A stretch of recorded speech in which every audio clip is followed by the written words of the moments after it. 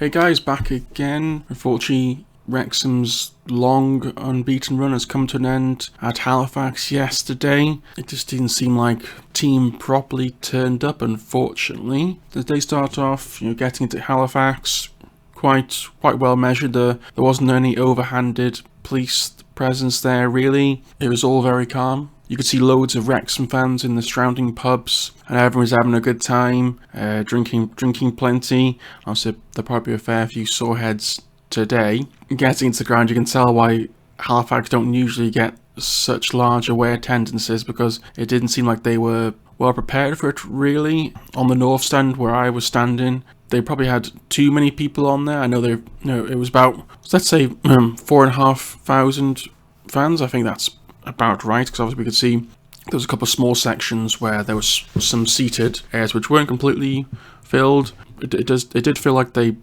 probably shouldn't have sold as many tickets as they did for that north stand, just because it was quite packed, and obviously if there were any issues, there would have been it'd been difficult to help anybody.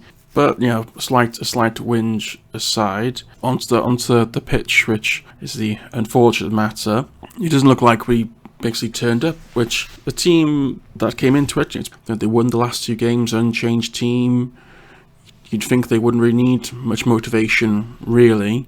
I mean, you could say perhaps they were looking at Monday for Notts County, bit of complacency there, but you'd think that Parkinson would probably have stamped down on that and stopped that, really. But unfortunately, that's what happened. Maybe we did need a slight refresh before Monday. Maybe Palmer, O'Connor, maybe even Young coming back in. There's a question for that.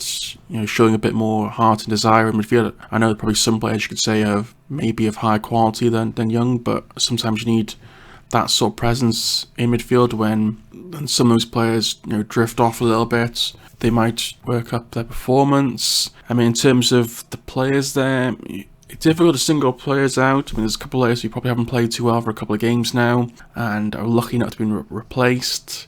I'd probably say players who probably did play well. Barnett, I'd say, did reasonably well.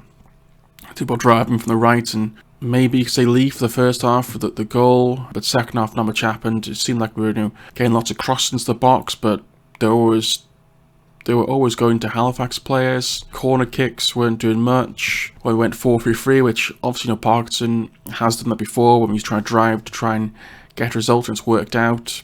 This time it didn't work out. Unfortunately, obviously they caught us in the break, but it's just an unfortunate situation that the Notts County now have got ahead of us. It's still in Wrexham's hands to win the league, but this is our one slip up where we can't really afford any further slip ups. If we draw on Monday, it's still just about in our hands, really. A win. If you win on Saturday, I'd probably say, win on Monday. We'll probably win the league. But yeah, it's getting very close now.